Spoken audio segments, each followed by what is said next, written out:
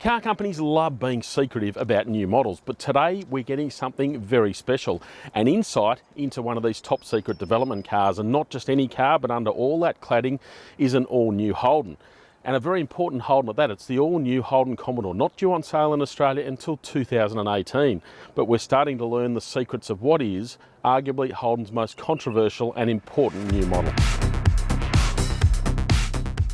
These two prototypes are the first of the new generation Commodore into the country, a full 16 months before they'll go on sale, and they'll form the basis of the development work for V6 versions of the new Commodore. Each will cover tens of thousands of kilometres, not only to test things such as durability, but also to tune things like the steering and suspension, all to Australian tastes. Yes, the first imported Commodore will come from Europe, but it'll have plenty of Holden fingerprints on it. Not that what we're driving today accurately reflects what will arrive in showrooms in February 2018. These development cars are so-called 65% prototypes, so there's still up to 35% of the validation and tuning left to go. They're more about a taste test of what to expect, not an exact representation. So why so early?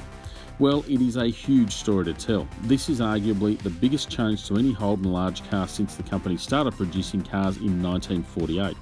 There's no V8 engine, the basic model is a hatch rather than a sedan, and there'll be a 4-cylinder model driving the front wheels.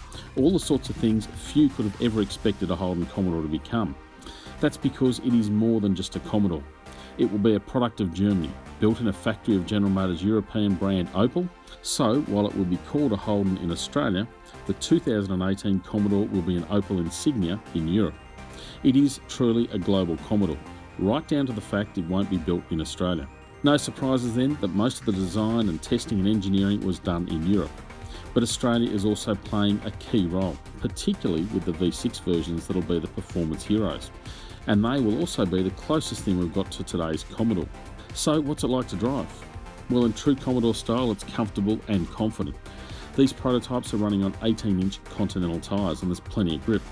Plus, it does a good job of dealing with lumps and thumps. The V6 engine's okay, but it makes its best at the top of the rev range.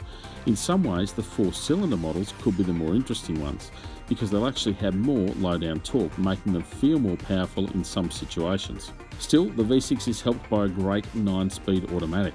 It is impressively smooth and has nicely spaced ratios to help give it a bit of pizzazz. The all-wheel drive system is also really clever and a big win to how the car drives.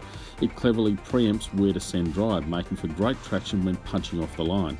But the big question is whether this Commodore is a worthy successor to the fantastic VF Series 2 that'll continue to be sold throughout 2017.